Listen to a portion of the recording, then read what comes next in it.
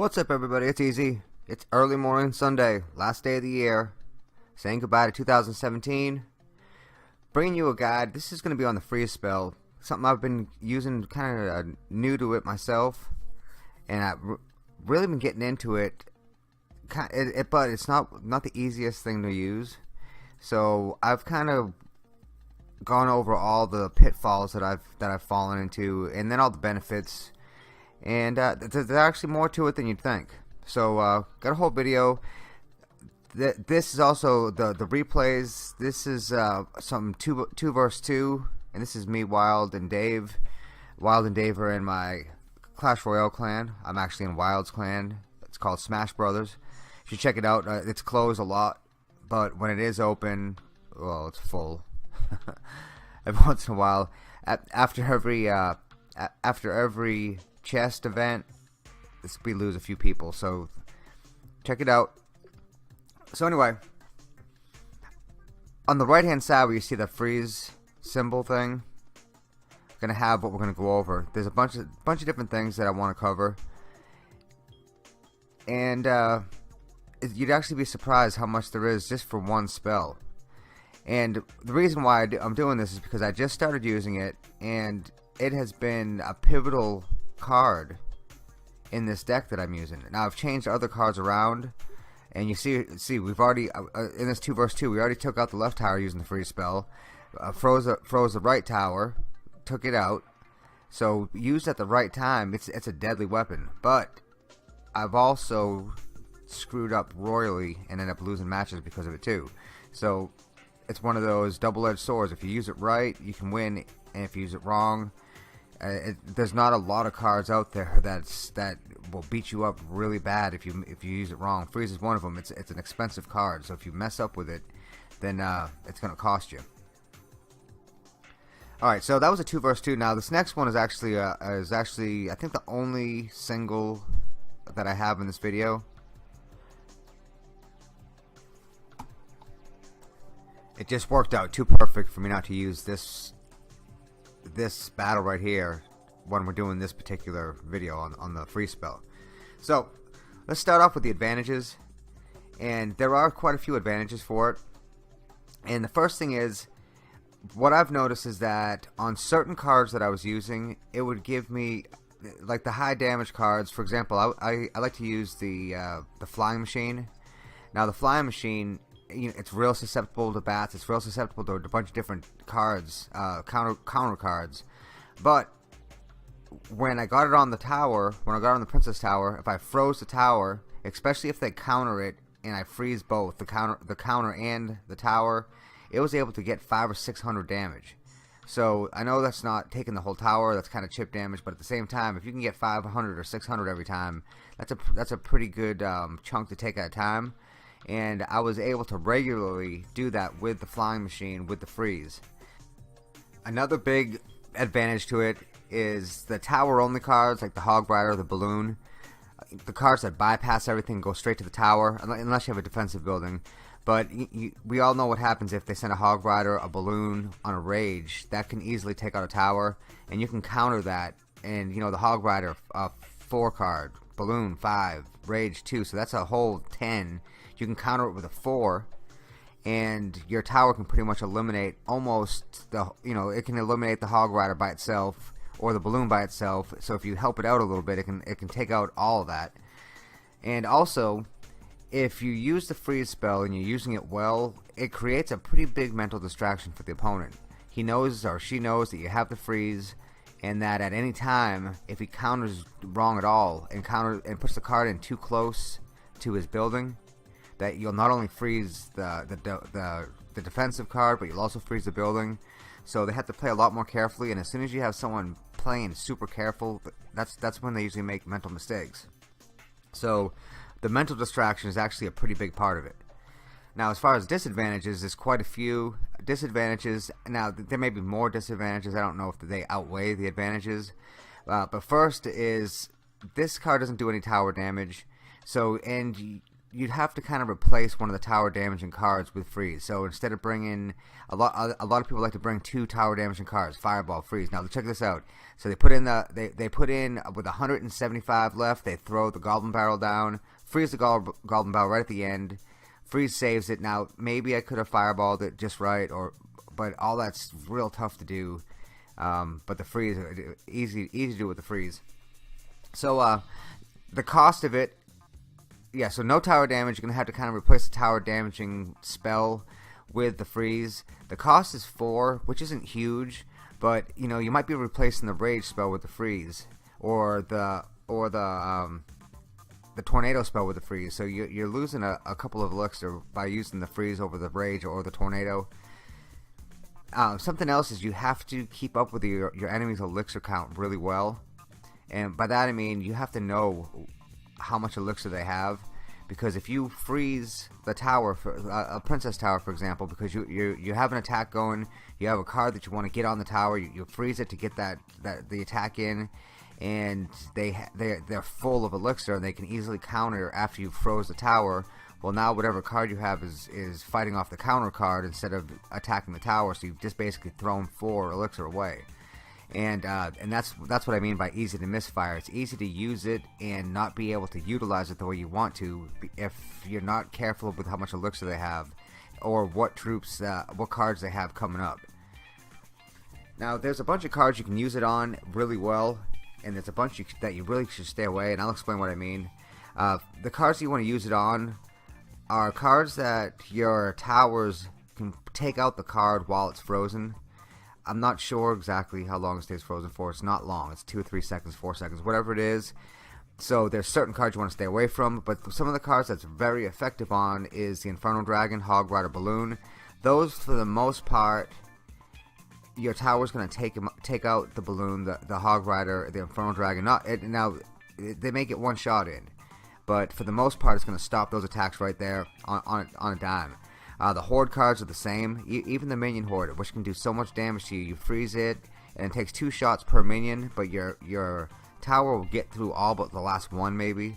So that's another big one. And Sparky, as strong as Sparky is, it's got real low hit points. So if it gets close enough, you freeze it, your tower will almost take out Sparky. A good thing to do is if you have the small zap, is you freeze it and zap it as soon as it comes out from being frozen, and then it'll have to reset, and it won't be able to shoot. And then again, now the Prince and the Dark Prince, because they have that charge ability, that's another one that and I'm going to go into this a little more later of when is the best time to actually use the freeze other than a distraction card.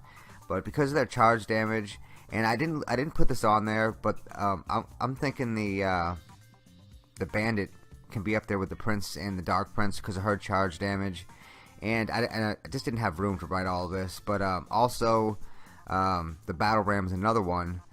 Now the Battle Ram is kind of going to go into the next topic of the ones you don't want to use it for, just because of how high their hit points are. But you want to try to avoid some of this charge damage, and even if you freeze the Battle Ram and you just push them off the Battle Ram to where there's just barbarians left, that's a lot better than getting the charge damage. Now, some of the things you want to stay away from, and there's a specific reason why I say this. Sure, you want to freeze P.E.K.K.A. Other than taking a strike from her. But the problem is that your towers won't take her out. So it would be better to invest a distraction card to pull P.E.K.K.A. away from the tower than to freeze her en route, because your tower's not going to take her out. So that would be basically throwing 4 elixir away. Same with Mega Knight. Now, extreme circumstances, maybe it would be a good idea. A good circumstance would be if you have, let's say, the Knight coming up, and you have 5 elixir, but you have the Knight coming up next. You see it, and so you you freeze it, and by the time the freeze is up, you can put the Knight in, or you can put in an Ice Golem, and the Ice Golem can walk the other way and pull the troops away. Then at that point, okay, freeze the big troops. But most of the time, I try to stay away from freezing the troops that I can't take out while they're frozen, because all that I'm doing is taking away from troops that I could use to take them out. Some other ones are the real small cards, like the Bats, the Fire Spirit, the Ice Spirit. You're just wasting a 4 card on 2. Same with the Princess. As strong as she is, I don't think you should use freeze on her unless there's maybe 2 or 3 of them, because you know some guys can get several princesses out there on you, and then they're real trouble. But other than that, I mean, really the best thing with princess and a lot of these smaller cards, especially the ground ones, obviously the ground ones, would be to log them if you have it. So yeah, stay away from the real small cards. Bats, for example, if someone puts bats in and I don't have to put any card to counter them because my tower is going to take them out. They're going to one-shot each bat, and they won't get one shot in. So it would be a waste to use. It would be a waste to use a freeze on something like that. Now on defense, it's a little tricky on defense, and this is where I'm talking about where this card can be difficult to use, and people, you know, this is why EZE has a hard time doing things. 'Cause it breaks shit down. So try to only use it on defense if you have 8 or more elixir, because you really want to be able to freeze whatever troop it is or whatever cluster of troops there are, and then be able to play another card on top of that to start damaging the whole group or to eliminate whatever card it is. If you have 4 or 5 elixir and you put the freeze on it, the freeze is going to expire and you still have the same problem there, and you're only going to be able to put in a 2 or 3 card then. So it's not going to be any better condition than in the first place. It would have been better off waiting instead of putting a 4 elixir card in, waiting and putting a 5 or 6 elixir card in that might be more suitable to play defense. So try to only use it in the backside of that 10 count. Also, don't freeze on the bridge, because if you freeze on the bridge, you're out of your tower's range, and then you're not able to use any of your tower's damage. Like right there, that was right there on the borderline. But you can notice that the princess tower was taking out all the skeletons, so that was okay. And now if I had froze that on the bridge, then the princess tower is not taking out any of the skeletons, and all that I'm doing is prolonging it. And a good concept, a good mindset is to use the freeze as a last resort on defense, and to use your cards, your troops, as distractions first. You want to pull the troops away from your towers. You don't really want to freeze them right in front. Now, sure, as a last resort, you can freeze them right in front of your tower and then have your tower work at taking it out, and then put other troops in to try to take it out. But really, you want to get in the mindset of pulling the troops away from your tower by putting whatever buildings you have in the middle or whatever troops you have in the middle. Remember, spawning your troops in this right here. You see those little lit up pathways. You really don't want to spawn in those pathways unless you're behind the building, because you spawn in the pathways, you're just pulling troops right towards your tower. Now, there's certain buildings that are good to freeze too. One that's kind of a no-brainer is the Inferno Tower.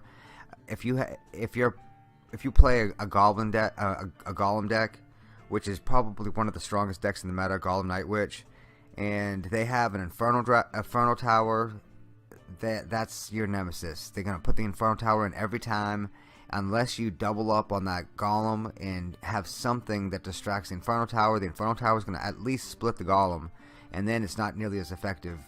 You need the Golem to hit the Princess Towers or the Middle Towers whole, and that's how you can do the most damage. Then you can put in other troops behind it, and it's tanking for you. Everything's going well. As soon as it splits it, then they can put in other troops, and they just pound it away, and it's gone before you know it. So freeze the Inferno Tower, and at that point, at least you'll be able to put in another card to help out the Golem, get rid of the Inferno Tower. I'm going to say Inferno Dragon, whether I want to or not. Same with the Bomb Tower, same with the Furnace. These are all basically ground and pound defenses. And other than I know the Inferno, Jesus. I know the Bomb Tower isn't a huge threat, so you might want to try to incorporate one of the buildings with the Bomb Tower. You might want to incorporate one of the buildings with the Furnace instead of just trying to freeze it. But now, let me correct myself. The Furnace isn't a huge threat, but the Bomb Tower, on the other hand, it can take out all the ground troops, so freezing it would be a big asset. Now, there are certain things you don't want to freeze, and this is kind of going on the same principle as not wanting to freeze P.E.K.K.A. or Golem. Reason is, if you freeze the Expo, for example, they drop an Expo, you don't really have a good card that you can drop down, so it's going to end up targeting one of the buildings. So what you want to do is you want to freeze it, and then you might want to put another troop in to distract. Okay, if that exact scenario pops up, that's fine, but most of the time what I found is I'll end up freezing the crossbow, and then it defrosts before I can counter it with another card, or I put in a card to counter and they counter that card, and next thing you know the crossbow is shooting at the tower anyway. So it's better just to put in a troop. Even if it starts shooting at the tower, it's better to put in a troop, let the troop start working on the expo other than trying to freeze it. Tesla, I can't tell you how many times I've froze the damn ground. I don't think the Tesla, when it's underground, it stays frozen. I don't know, but I'm pretty sure that I froze the Tesla when it was underground. It popped right up right after. Now, as far as the Goblin Hut, the tombstones are real small. It's a 1-hit or 2-hit defense. I know that the skeletons are a distraction, and more than anything, it'll pull your troops away from your tower and pull it towards the middle when people are using it right. But that's not something you want to freeze. That's something you want to use your troops on. The graveyard is another one, because those skeletons are spawned. They are spawned not all at once. They're spawned, I think, every second. A couple of them come out. So you put the freeze spell down. Even if you catch 8 of them, 10 of them, you're still going to have more that comes out after. It's better that you put in some kind of fast shooting troop. Personally, I had the flying machine a lot. That takes out a graveyard easily. It also takes out the tombstone, the Goblin Hut easily too. So it's better to use your troops on certain things other than the freeze. And now you see here's the perfect example. We got the Hog Rider coming in, got the balloon coming in. Freeze gets them both. Neither one of them get close enough. Wow, tongue tied. This happens every time. The balloon didn't even get close enough to get the bomb damage after. So that's when the freezes comes in big. I mean, we were down to, I think, 500 on that right hand tower, so that could have easily taken it out. So hopefully that helps somebody. Took a little time to try to break down this a little better, other than just rambling on about nothing like I normally do. So sub to the channel, guys. I'm gonna try to do at least 3 Clash Royale videos a week, and we're doing 4 or 5 Clash of Clans a week. Trying to up it a little bit from last year. Get more involved with the community. That's the goal. Not quite a resolution, but a goal. So I enjoyed it. Hope you guys enjoyed it. Till next time, it's been easy. Take care. Cool kids write me off a stranger.